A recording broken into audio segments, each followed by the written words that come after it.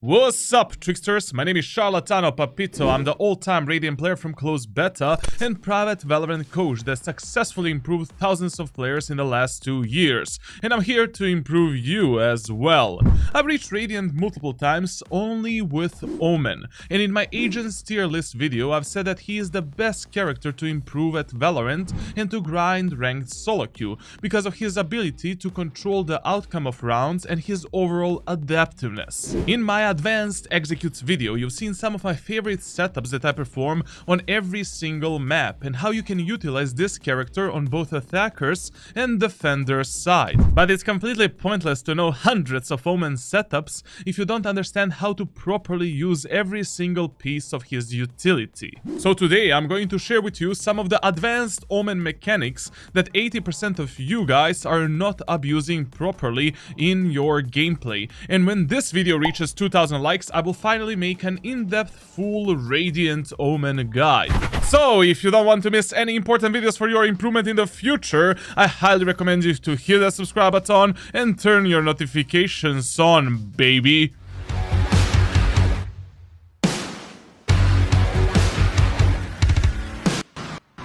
Okay guys, so let's start first with the Shrouded steps. Whenever you're using a Shrouded step, the most common knowledge for all the Omen players is that you always want to jump, strafe, click in order to perform a Shrouded step. Whenever you are teleporting like a stationary potato like this, it is really bad for you because you're a stationary target for the enemies, and if the enemies peek you at the moment of your teleport, you're probably dead. So that is why you will see Radiant players and pro players there consistently performing this type of a movement. You're making yourself harder target for the enemies while you're doing that specific teleport, that specific execute. Another reason why this is really good is because enemies absolutely don't know in which direction you're teleporting. Like when you perform the jump, click, strafe movement, basically you're looking,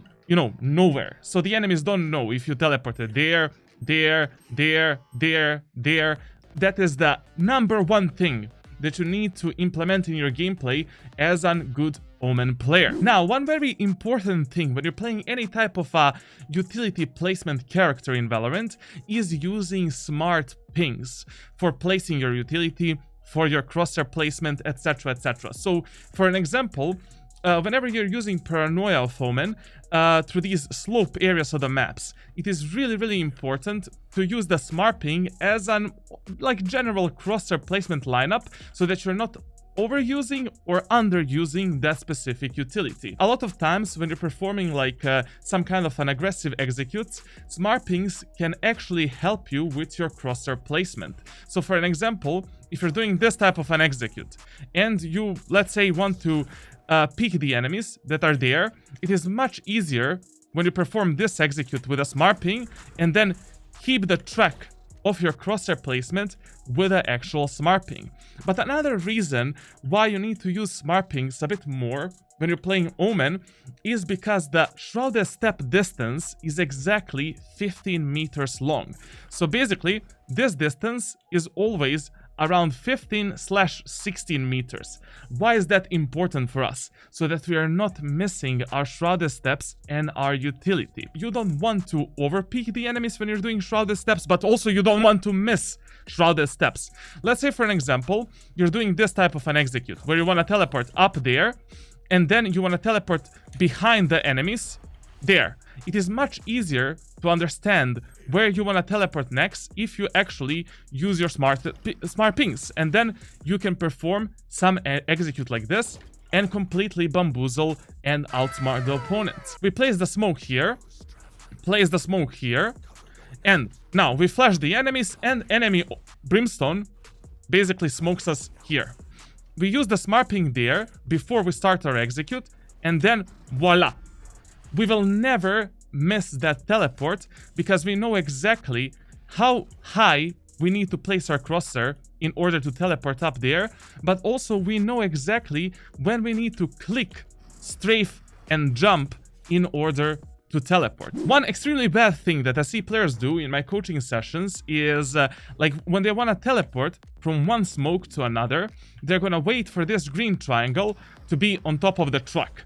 And this is how they're gonna teleport. But you don't need to wait for this triangle to be on a specific position where you wanna teleport, like on top some spot or wherever you wanna perform your teleport.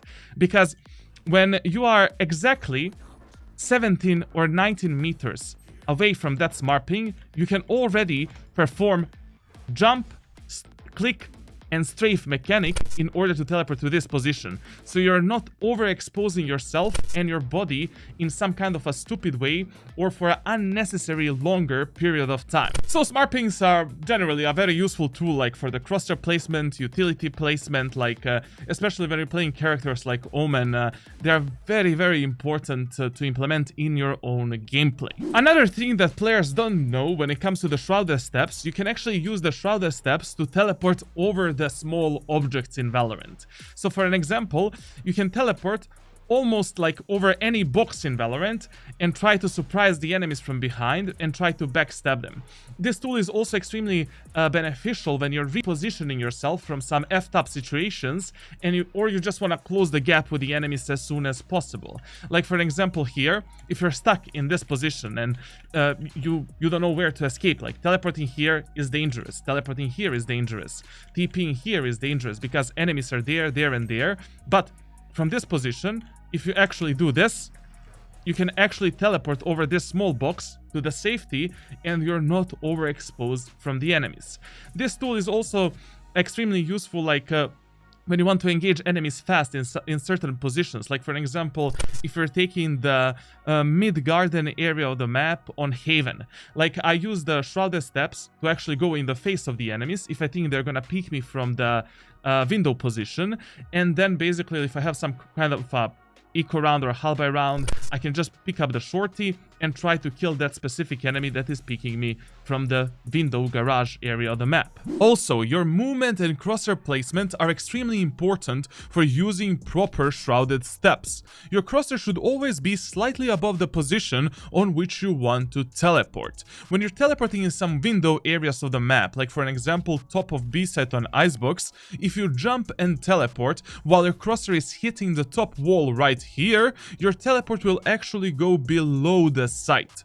When you're teleporting on positions that are above you, if you jump teleport, the Shrouded steps distance will be additionally extended. So if you're in some kind of a pinch situation behind A site on ascent, you can easily use this mechanic to safely escape through the rafters area behind the wall. Sponsor time! Are you sad because you don't have money to purchase new Chrono Void bundle? Well, you don't need money with Buff. Buff is a freemium app that allows you to earn Valorant points for free by simply playing the game. All you need to do is download Buff with a link that is in the description of this video, complete challenges while playing the game, and start earning Valorant points. If you want to know more about Buff, make sure to check out this video of mine. When it comes to the Omen Paranoia, what players don't know is that Paranoia has 3 different speeds.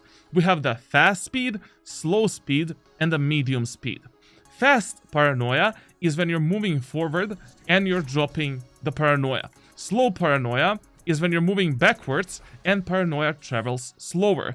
And the medium Paranoia is when you're standing still and the speed is basically like a normal speed, let's say. These 3 different levels of Paranoia speed are very important to understand because you want to use them in a specific case scenarios. Like for an example, if you're executing the site fast, like we're pushing the site with our teammates want to go fast, like double satchel into the lamps, like Raze, Jet, etc. We always want to use the fast Paranoia. So basically, this flash is going to hit the enemies as fast as possible, and like our Jet, Raze are potentially gonna get a kill and we're gonna be able to perform our execute faster. Let's say for an example, your teammates are late for the retake, but you wanna do some kind of an execute. Like your teammates are here, you're here. And you have prepared all of your utility like for the actual retake of that site. And you wanna flash the window area of the map. It is better if you use the slow Paranoia, so that Paranoia will hit the window area of the map exactly when our teammates are peeking this position. And that is like how you can use different Paranoia speeds for different scenarios. Like, usually we use the fast speed when we're gonna push the enemies fast, when we wanna just, you know, rush them out as soon as possible. And we use the slow speed, like when we want to delay the enemies more, or when our teammates are late in a certain position. So we want the Paranoia to hit the enemies exactly in the time when our teammates are peeking the enemies. Now let's move to the smokes for a second. One thing that I noticed in my coaching sessions as well is that players don't know how to position the smokes when you want to outmaneuver the enemies through the actual smokes. Like when you want to play, let's say, shotgun, in this position here, a lot of the players, what I see they do, they're gonna put some kind of a smoke like this, and they're gonna be like playing this angle here.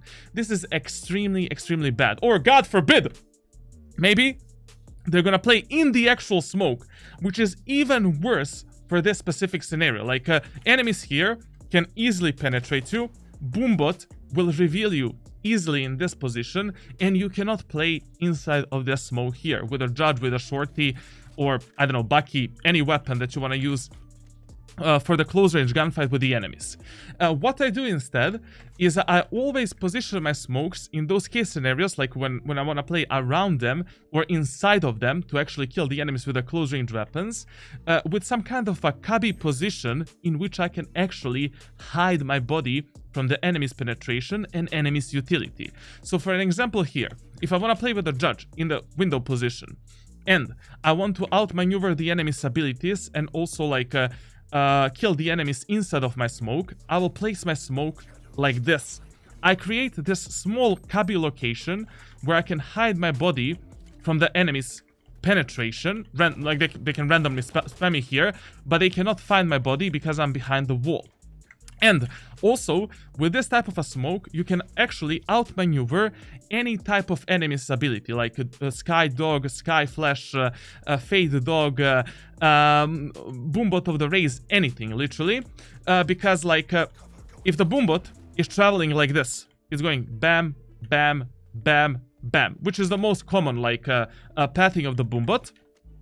You can actually get out of the smoke when the Boombot is going from here to here, and then go fast into the smoke, surprise the enemies, and kill them. That is how you can outmaneuver the abilities and the enemies through the smokes when you actually want to fight them around your smokes, or you want to play inside of the smokes because you're playing some kind of an eco hull by round and you have a close range weapon. Since we are already at the topic of moving through the actual smokes, I need to explain you that as well. Like, that is something that players never know in Valorant, and you need to do it properly. Like, when you're moving through the smokes, you should never move with the tip of your gun facing straight through the smoke like this, because at this moment of time enemies already see the tip of your gun, but you don't see the enemies at all. And if the enemy is inside of the smoke here, he has the advantage over you and he is ready to kill you before you even see him. Now, when you're moving through the smokes, you always want to move sideways like this and like this. Your shoulder is the first thing that is peeking out of the smoke, and your shoulder is much closer to your main, to the vision, to your main sight than the actual tip of the gun. And when you perform this type of a movement, basically both you and the enemy are gonna see each other in the same time. This is especially useful when you're moving slow through the smokes, like when you're shifting and you don't want to make any footsteps, because if you're shifting with a gun facing forward like this, you're absolutely 100% dead. When it comes to some secret mechanics of the Omen ultimate, like the most important thing that you need to know is that you can pick up the spike or any type of a weapon with the ultimate ability.